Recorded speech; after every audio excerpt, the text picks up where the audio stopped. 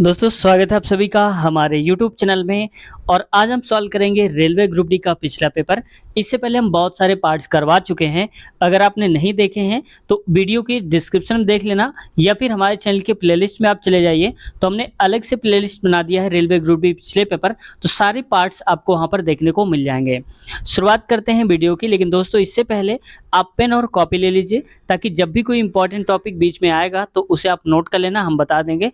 तो अगर आप उस टॉपिक को तैयार कर लेते हैं, जो 2-4 जो भी टॉपिक आएँगे, तो उससे तैयार करने के बाद आपका अच्छा खासा स्कोर बढ़ जाएगा। तो दोस्तों शुरुआत करते हैं वीडियो की, लेकिन चैनल को अब तक सब्सक्राइब नहीं किया है तो आपसे रिक्वेस्ट है चैनल को सब्सक्राइब कर लीजिए और बेल आइकन भी दबा लीजिए ताकि जब हम वीडियो अपलोड करें आपके पास नोटिफिकेशन पहुंच जाए और आप वीडियो को आसानी से देख सकें। तो दोस्तों देखो, हमने 1 से यहाँ तक 85 तक के करा दिए थे पिछली पार्ट में, और आज हम करेंगे 86 पार्ट से, 86 नंबर क्वेश्चन से। पहला है 108 और 144 का महत्तम समापवर्तक यानी कि एचसीएफ ज्ञात कीजिए। देखो एचसीएफ जब भी ज्ञात करना हो तो आप एक काम करना कि सबसे पहले आप दोनों नंबर को लिख लेना, 108 और 144। अब इसमें से देखो ऑप्शन के हिसाब से जो आपको वहाँ मिलेगा पेपर में, तो सबसे बड़ा ऑप्शन आप ढूंढना सबसे पहले, ठीक है। तो सबसे पहले मैं बड़ा ऑप्शन देखता हूं तो यहाँ पर 36 मिल गया है, तो 36 को देख लेते हैं। अब 36 से भाग दे दो, अगर दोनों नंबर पूरे पूरे कट जाएं तो समझ जाओ यही आंसर होगा, ठीक है। मैं पहले काट के दिखाता हूँ फिर आगे बात करते हैं। तो ये हो जाएगा 18 95, 18 छंग का 108 और 18 दूनी 36, यानी कि 3 बार में कट जाएगा। और ये कितनी बार में कटेगा, तो ये हो जाएगा 18 दूनी 36 और 18 अट्ठे 144, तो ये आ जाएगा 9, यानी कि 3 और 9 आ गया है, ये पूरे पूरे कट गए हैं, तो आंसर तो हो जाएगा 36। लेकिन मान लो अगर इन केस 36 से ना कटता तो अब इसके बाद जो इससे छोटा नंबर होगा वो कौन लेंगे, 24। तो अब हम 24 से काट के देखते हैं, ठीक है। ऐसा भी हो सकता था। अब आप कहेंगे 24 से भी कट सकता है, तो कट जाएगा, लेकिन हमें हाईएस्ट लेना है, ये पहले देखना होता है। तो इसलिए ऑप्शन नंबर कौन सा हो जाएगा, चौथा वाला 36 है ऑप्शन। ये एचसीएफ की बात है, याद रखना आप। अगला देखो, नेक्स्ट क्वेश्चन है यौगिक CS2 6 और CS3 8 में डैश इकाई का अंतर है और डैश श्रेणी से संबंधित है, यानी कितनी इकाई का अंतर है और किससे संबंधित है। तो पहले तो ये देखो कि यहाँ पर C2 आ गया है और यहाँ पर C3 है, तो कार्बन कितना कम है, 1 कार्बन कम है। यहाँ पर H6 है और H8 है, तो कितना बढ़ गया है, यानी कि H2। तो CH2 का अंतर है, ये तो पता चल गया, समझ गए आप। अब CH2 देखो यहाँ पर दिया है विजातीय और समजातीय, इसको कैसे समझेंगे। इसमें दिया है यहाँ पर देखो कार्बन जितना है, कार्बन का दोगुना करिए, तो दोगुना का 2 दूनी 4 और 2 जोड़िए तो 6 हो गया। ठीक वैसे ही कार्बन का 3 है, 3 दूनी 6 करेंगे, 2 जोड़ेंगे तो 8 हो जाएगा, यानी कि सेम प्रोसेस दोनों में अपनाया जा रहा है। तो ये समजातीय हैं, एक ही जाति श्रेणी के हैं, ठीक है। तो समजातीय कहलाएंगे। विजातीय तब होता है जब यहाँ पर इसका दोगुना करने पर ये 6 आता प्लस करने पर, और ये जो पैटर्न फॉलो करा है C2H6 में वही पैटर्न यहाँ फॉलो ना होता तो विजातीय हो जाता, ठीक है। आगे बढ़ते हैं, अगला क्वेश्चन देखो 88 नंबर क्वेश्चन है। हालांकि ये क्वेश्चन जो है अब तो नहीं पूछा जाएगा आपसे, लेकिन बता देता हूँ। डैश के बीच होने वाली राष्ट्रीय और अंतर्राष्ट्रीय प्रतियोगिताओं के लिए राष्ट्रीय टीमों को प्रशिक्षण करने तथा मैदान में उतारने हेतु राष्ट्रीय खेल संघों को सहायता प्रदान करने हेतु योजना का विस्तारित किया गया है। तो देखो इसमें से क्या है, अब आपको ये देखना है कि जितने नए नए स्पोर्ट्स से संबंधित है, क्योंकि आप जानते हैं इस वक्त सबसे हाईलाइट जो है वो खिलाड़ी हैं कई सारे, जैसे विनेश फोगाट हो गया, तो उसके बारे में भी आप पढ़ लेना। तो पहला आप नोट कर लीजिए, पेन कॉपी जो स्टार्टिंग में आप लेके बैठे होंगे वीडियो की, तो उसमें नोट कर लीजिए। सबसे पहले आप स्पोर्ट्स पर्सन के बारे में पढ़ना है, उनका नाम और किस खेल से वो संबंधित हैं, यानी कि प्लेयर्स नेम और गेम नेम, ठीक है।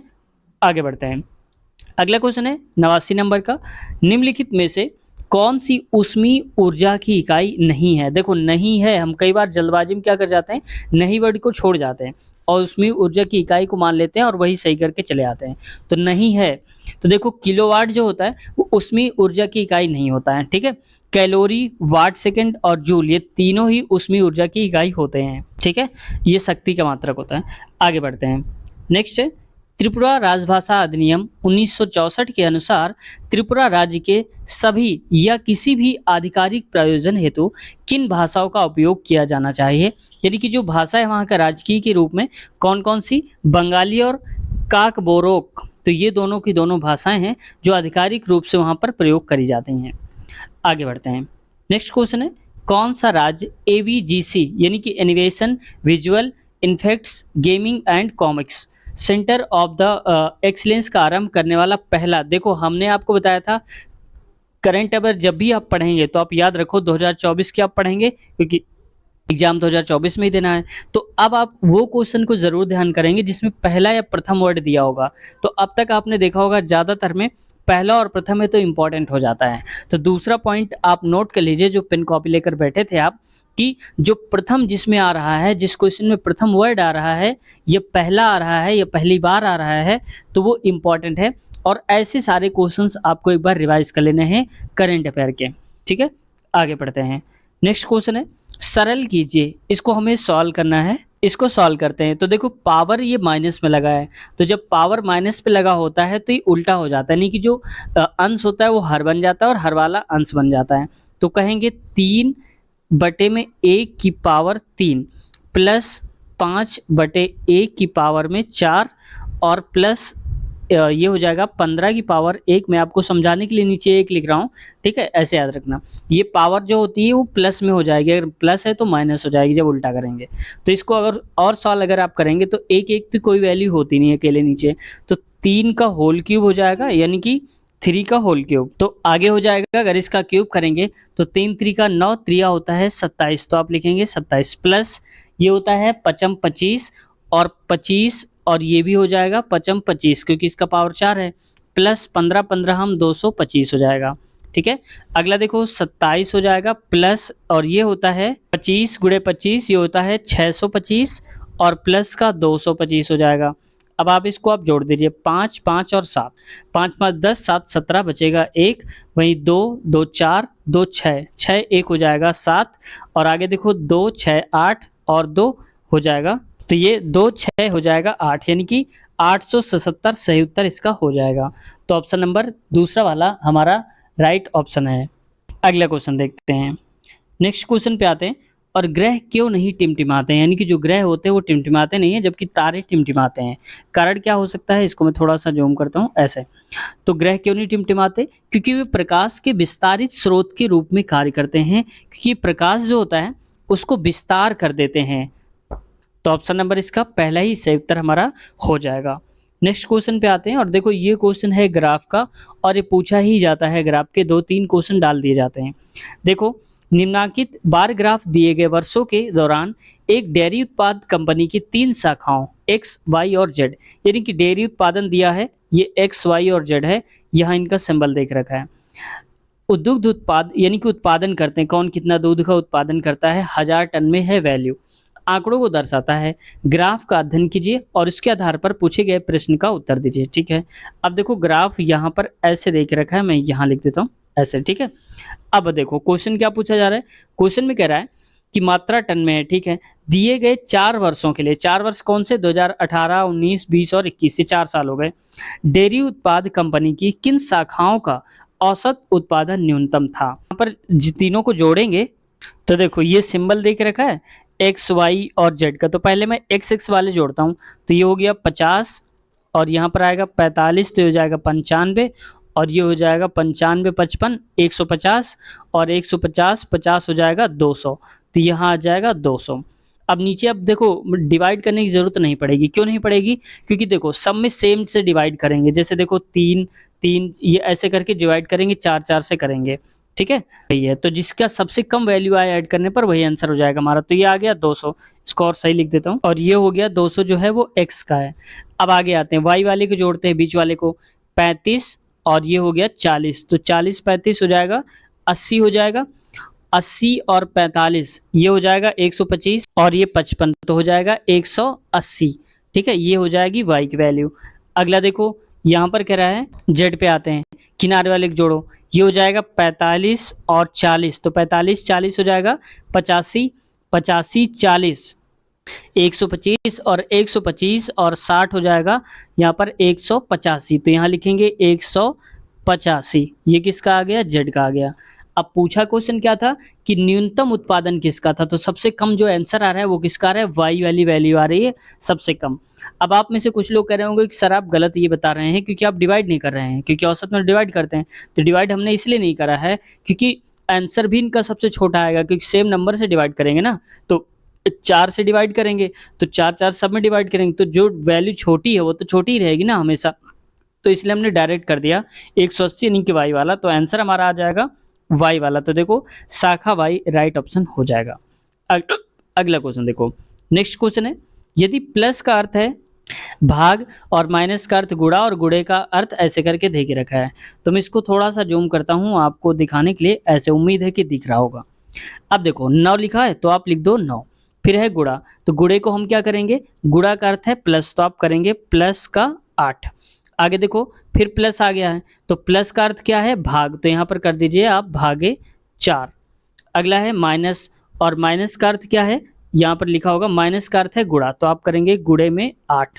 ठीक है, आगे देखो अब फिर भाग आया गया है, और भाग को हमें क्या करना है माइनस करना है, तो यहाँ पर आ जाएगा माइनस का 5। अब देखो हम सबसे पहले बोडामास में सॉल्व करते हैं, भाग और गुणा जोड़ और घटाना। तो भाग क्या है ये, इस दोनों को और भाग करेंगे यानी कि 4 से काटेंगे, 8 को 2 बार में जाएगा, तो यहाँ पर लिख दीजिए 9 प्लस का 2 गुणे में 8 और माइनस का 5। अब आगे देखो 9 प्लस 8 दूनी 16 हो जाएगा और माइनस का 5 हो जाएगा, फिर प्लस करिए तो 16 9 हो जाएगा 25, और 25 में से 5 जाएगा तो कितना आ जाएगा 20 आएगा।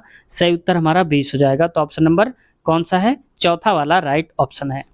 आगे बढ़ते हैं क्वेश्चन में, ये देखो क्वेश्चन उम्र वाला दिया है, ये कई बार आ जाते हैं। कह रहा है कि एक पिता और उसकी पुत्री की वर्तमान आयु का योग 80 साल है। ठीक है, यानी कि उसके पिता और उसकी बेटी दोनों की उम्र को अगर हम मिला देते हैं तो 80 साल हो जाते हैं टोटल। अब कह रहा है 8 वर्ष पहले पिता की आयु उसकी पुत्री की आयु की 7 गुनी थी। तो मान लो कि ये फादर है और ये इसका डॉटर है, या ऐसे कर लो, उल्टा करके मैं लिख देता हूँ क्योंकि उल्टा मुझे ज़्यादा आसान लगता है, तो गलत वो भी नहीं, कैसे भी कर सकते हो आप। ये है डॉटर और ये है इसके फादर। अब कह रहा है पिता की आयु उसकी आयु की 7 गुनी थी। अब अगर डॉटर हमारी x साल की है तो ये 7x के रहे होंगे उसके पिता, क्योंकि 7 गुनी थी। ठीक है, लेकिन कब की, 8 वर्ष पहले की।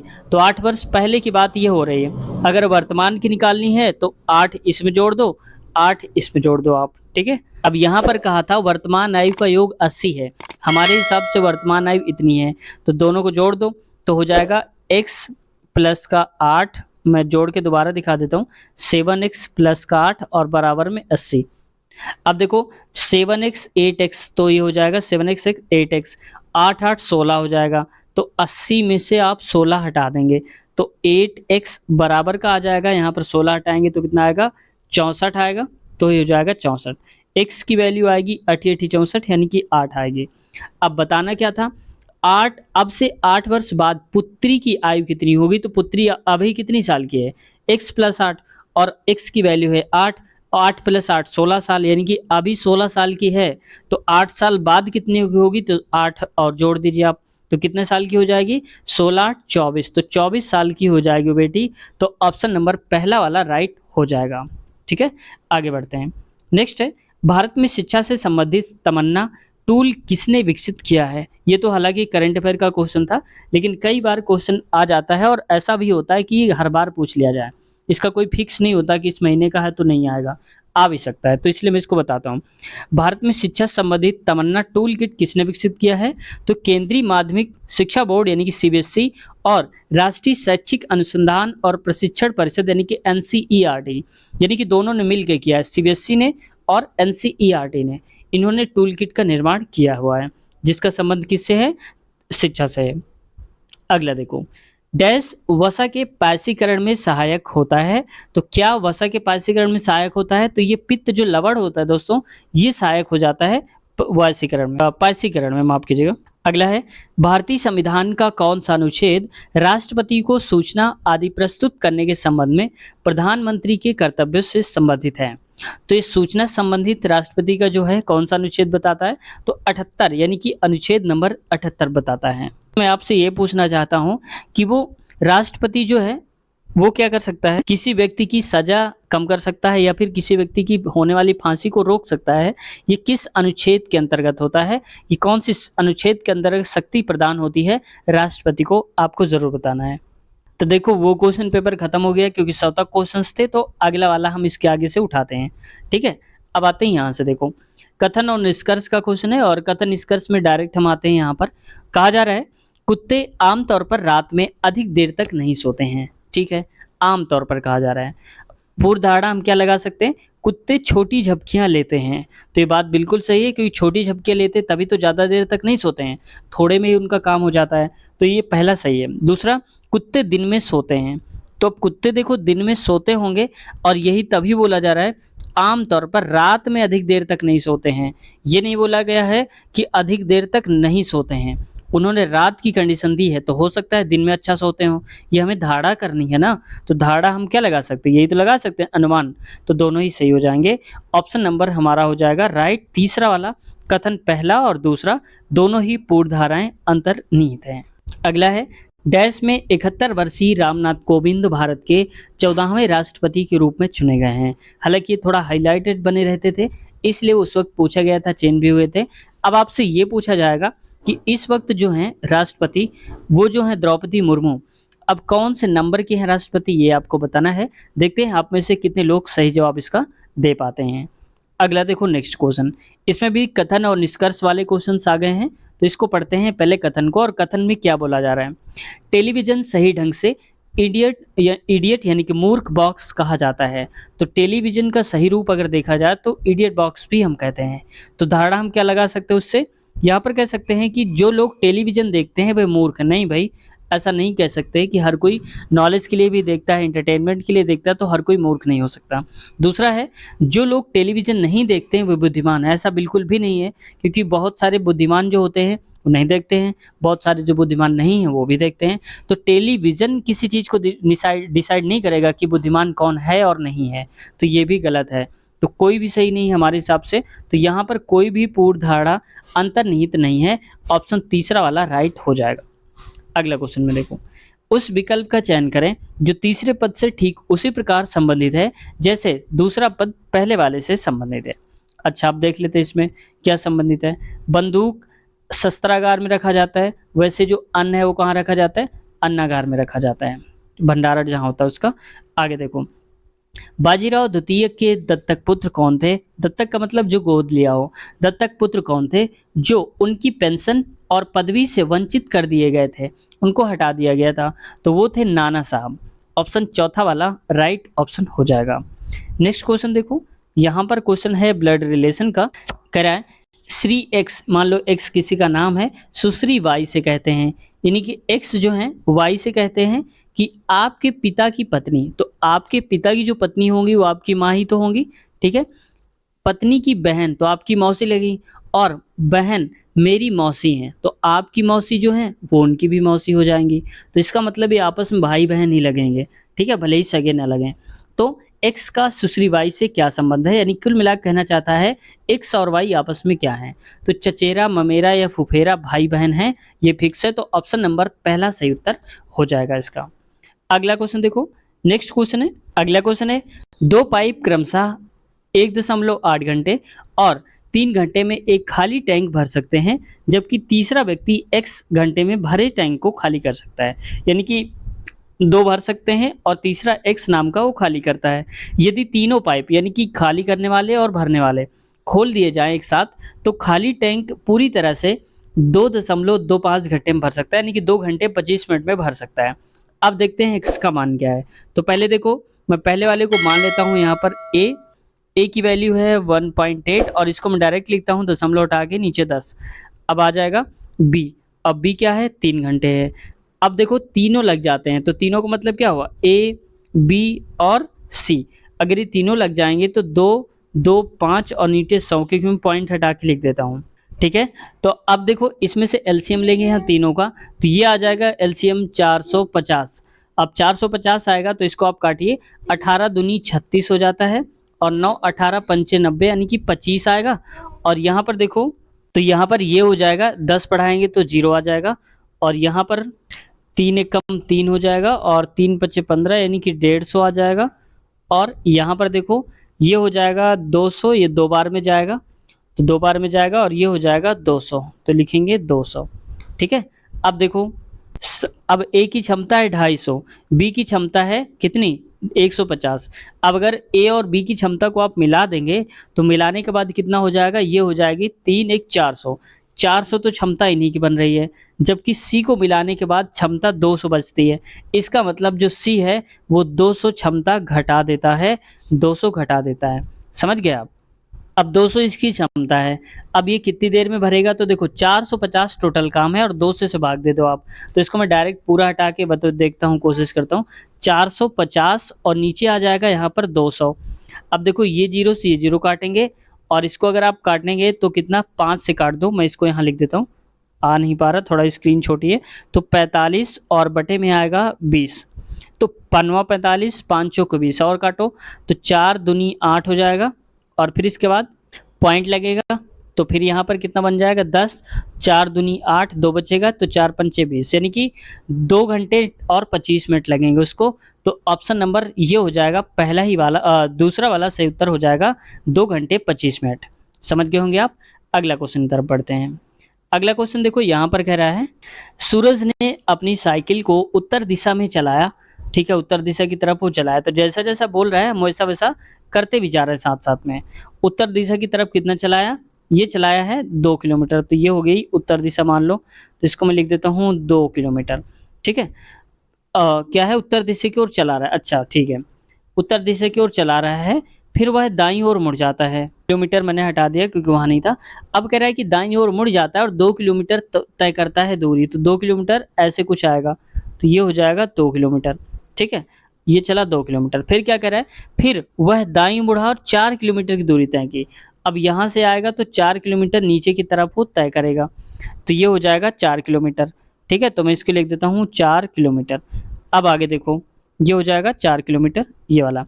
अब आगे कह रहा है, उन्होंने खुद को अपने शुरुआती बिंदु से 2 किलोमीटर पूर्व में पाया था। तो 2 किलोमीटर पूर्व में पाया था, इसका मतलब कि ये वाली जो डिस्टेंस है ना, ये वाली, ये पूरब दिशा की तरफ था, तो ये भी 2 किलोमीटर हो जाएगा। ठीक है, अब कह रहा है उत्तर दिशा में वह साइकिल से कितनी दूरी पर चला था। तो देखो, जब यहाँ की दूरी जहाँ पर अभी रुका हुआ है यहाँ पर आके, और ये भी एक साथ ही है दोनों, तो ये 4 अगर ये है तो ये भी तो 4 होगा, तो 4 ये भी हो जाएगा। तो वही पूछा है कि स्टार्टिंग में इधर की तरफ कितना चला था। तो ये चला था ऑप्शन नंबर दूसरा, 4 किलोमीटर चला हुआ था। समझ गए होंगे आप। अगला क्वेश्चन है, 33,489 का वर्गमूल क्या होगा, ये बताना है। तो आप ऐसे क्वेश्चन के लिए हमेशा भाग विधि का यूज किया करिए। तो देखो पहले लिख लो आप, क्या लिखा है 33,489। लास्ट से आप 2 2 के पेयर बनाइए, ये 2 हो गए और ये 2, लास्ट में एक बचा तो सिंगल ही पेयर होगा। यहाँ पर अब ऐसे कर दीजिए। अब 3 किसके स्क्वायर के आसपास होता है, तो अगर 2 होगा, 2 का स्क्वायर 4 हो जाएगा, ज़्यादा हो जाएगा, ज़्यादा नहीं होना चाहिए, कम होना चाहिए। तो कह देंगे कि 1 आएगा, एक यहाँ आएगा और प्लस 1 आएगा, तो 1 गुणे 1 करेंगे तो 1 ही मिलेगा। तो ये प्लस नहीं है, यहाँ पर आप 1 कर लो, इसको ये 1 लिखा हुआ है। ठीक है, ऐसे लाइन खींचो, 1 1 2 हो गया, क्योंकि इसको हम प्लस करते हैं और इधर वाले को घटाते हैं। 3 में से 1 गया तो 2 बचेगा, और यहाँ पर अब की बार पूरा पेयर उतरता है एक साथ में, तो 34 आ जाएगा, तो 34 पूरा आ जाएगा। अब अगर हम यहाँ पर देखो 9 से मल्टीप्लाई कराएं तो यहाँ पर हो जाएगा 29 और गुणे में 9, तो 9 9 81, 9 दूनी 18, 8 26, 261 हो जाएगा। जबकि हमें 234 से ज़्यादा नहीं जाना, तो 9 बार में ज़्यादा हो रहा है तो 8 बार में आएगा, 8 यहाँ पर लिखो। ठीक है, अब आगे देखो, यहाँ पर इतना हो गया। अब इसके बाद ये 28 जो लिखा हुआ है तो 28 आ गया। अब इसका 8 8 64, 4 आ जाएगा, 8 दूनी 16 और 16 6 हो जाएगा 22, तो यहाँ लिखेंगे 22। अब इसको घटा दो, 8 लिखा है तो 8 आप यहाँ पर भी लिख दो। अब इसको घटाएंगे, 4 4 0 हो जाएगा, 3 में से 2 गया तो 1 आएगा और यहाँ तो 0 आएगा। अब अगला पेयर फिर उतर के आएगा, यानी कि 89 आ जाएगा पूरा पूरा, यहाँ पर लिखेंगे। अब देखो 8 8 16 और 2 1 3 36 हो जाएगा। अब हम किसका मल्टीप्लाई कराएं, तो मान लो अगर हम 4 का करा के देखते हैं तो 4 बार में करेंगे। भाई देखो यहाँ 300 अगर 1 भी रखेंगे तो यहाँ 1 रखेंगे तो 361 जाएगा। हमें 1000 के आसपास जाना है, तो 3 बार में अगर हम गुणा कराएंगे तो पहुंच जाएंगे। तो 3 से गुणा कराएंगे यहाँ पर, तो हो जाएगा 3 3 9। यहाँ से आप डायरेक्ट मैच करिए, 3 3 9, 3 6 18, 8 3 3 9 1 10 हो जाएगा। तो देखो पूरा पूरा कट गया। तो बस यही ऊपर वाला हमारा आंसर हो जाता है, 183 वाला राइट हो जाएगा। तो ऑप्शन नंबर दूसरा वाला करेक्ट हो जाएगा। तो दोस्तों आज की वीडियो हम यहीं तक रखते हैं और इसके आगे वाले क्वेश्चंस कवर करेंगे हम नेक्स्ट पार्ट में। तो वीडियो कैसी लगी कमेंट सेक्शन में आप ज़रूर बताइएगा। वीडियो से कुछ सीखने को मिला हो तो चैनल को सब्सक्राइब कर लीजिए और हाँ, बेल आइकन भी साथ में दबा लीजिए ताकि जब भी हम अगली वीडियो अपलोड करें आपके पास नोटिफिकेशन पहुंच जाए और आप वीडियो को आसानी से देख सकते हैं। साथ ही साथ दोस्तों अगर आप इसके पहले वाले पार्ट्स देखना चाहते हैं तो हमारे चैनल के प्लेलिस्ट में चेक कर लीजिएगा।